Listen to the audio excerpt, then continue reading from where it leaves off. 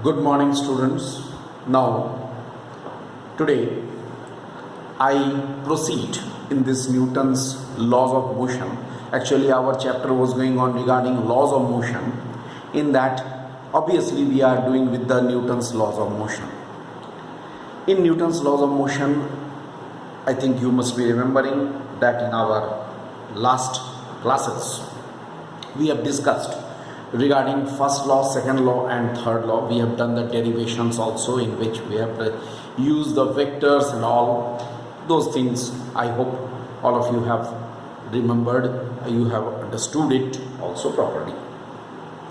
Today I want to discuss a very important thing, that is the motion of a lift. Suppose a motion of a lift or an elevator, if the lift is moving up or moving down, right, with a constant acceleration or with a constant velocity, means uniform motion, or some other conditions also, what will happen to it? First of all, look, let us consider this is a lift. Here the lift is there. On the lift a person is standing. The person is standing on the floor of the lift. The person obviously is exerting his or her real weight mg on the floor, and according to Newton's third law, the floor will give a reaction force. That is called normal reaction. This normal reaction, it is perpendicular to the surface of contact. You understand the surface of contact? The floor of the lift is the surface of the contact. On that it is acting normally, right, through the person's body. And according to Newton's third law, R should be equal to mg, because action and reaction will be equal. Here mg is the real weight and R is the normal reaction. I just tell you, normal reaction is actually a contact force. We must remember this. The normal reaction is a type of the contact force. Contact force means this force will be there as long as there is a contact of one body with the other body. Now, what happens? The real weight of the person never changes, but there is one more term called apparent weight. Apparent word apparent means which appears to be, which is not real, which appears to be, that it is subjected to change. Which appears to be means it is subjected to change. That is called the apparent weight. Followed? What happens? R is the apparent weight. Why? Because, try to understand, in the rest frame motion, the lift is in the rest frame. When I am standing on the lift, or when I am standing on the floor I am giving my real weight, and the floor is giving me the normal reaction. This normal reaction is the apparent weight. Why? Because due to this normal reaction, due to this reaction force, I am feeling my weight. If I am hefty, I will be tired if I will be standing for a long time. Because, why? Because I am feeling my own weight. That is the apparent weight. That is due to the normal reaction. Apparent weight will change. How it will be changing? It is changing due to the motion of the lift. Right. So, as far as the rest position is there, here what we are getting, R is equal to mg when at rest. Now the motion starts. Number one, let us now discuss the different cases for the motion of the lift. So let us now discuss when the lift ascends with uniform acceleration A. Look, now I am considering the motion of the lift upward, ascending with the uniform acceleration. Here it's like this. The lift is ascending, lift is going up with the uniform acceleration. At that time what will happen? It is in the motion. If this formula will not be applicable, now we have to apply the equation of motion by using the Newton's second law like this. See, when the lift is moving up, then this reaction force will be considered to be greater. That's why I will write net force on the body will be R minus mg. R will be taken greater minus mg.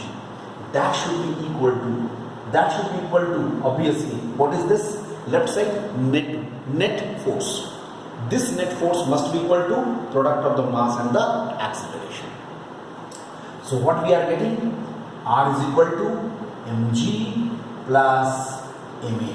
Look, the normal reaction has become greater, means apparent weight has become greater. That's why the person will feel himself or herself.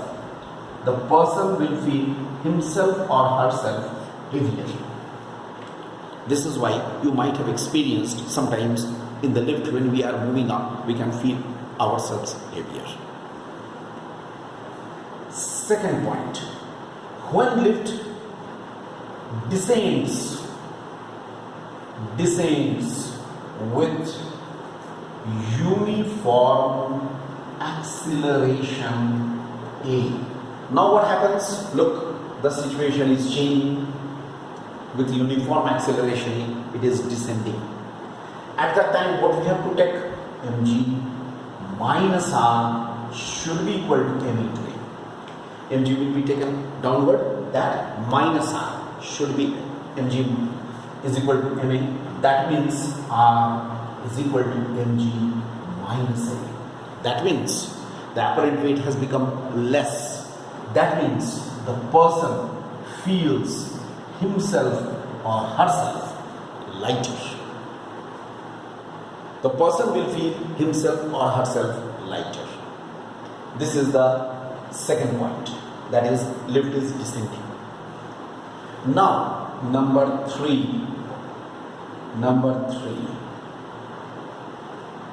lift ascends or descends with uniform velocity. Uniform velocity, that is acceleration is equal to 0. In that case, for ascending, what we have? R minus mg is equal to 0 for the ascending case, upward arrow ascending case, or mg minus r equal to 0, that is for the descending case, the second one. And from both, what we are getting, it is equal to r is equal to mg. Look, it means the case is same as that of the rest position. It means whatever is the condition for the rest position, whatever is the equation in the rest position, the same is the equation for the uniform motion. Uniform velocity means uniform motion. In case of the uniform motion also, the same condition is applicable. Okay? Now, next point. I am coming to the next point here. If I take here, let us say I am considering in this the fourth case. Suppose the lift is descending, just follow it. Lift is descending, but in the course of the descending, suppose the lift operation stops, machine stops working. In that case, the lift will be falling freely. So for free fall of the lift, if I consider the free fall of the lift, in that case what will happen? Obviously A should be equal to G, because the lift will be falling with the acceleration due to gravity, and in that case what we shall have, I will take this equation, mg minus r, mg minus r equal to mg, which implies r equal to 0. Normal reaction is 0. Apparent weight has become 0. This is why this is known as the condition of, it is called the condition of weightlessness. This is known as the condition of weightlessness. Look, very simple. It is considered as the condition for weightlessness. And lastly, number fifth,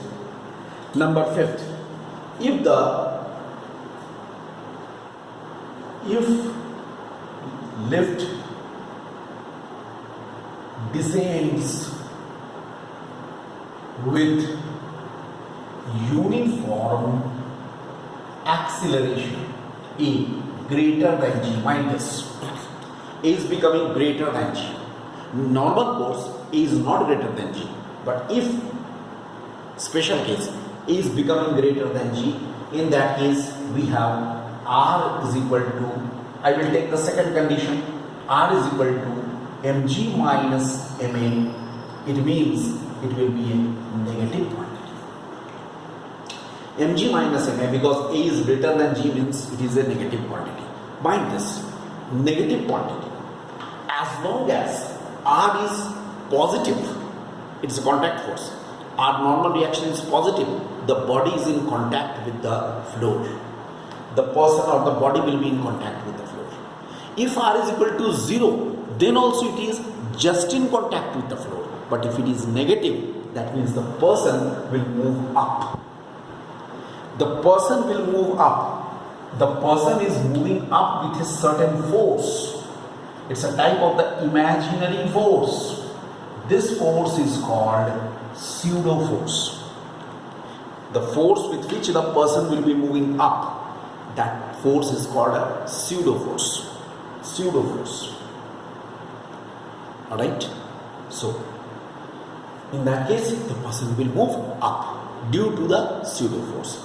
These all are the cases for the motion of a lift, and I hope it is sufficient for this discussion. Alright?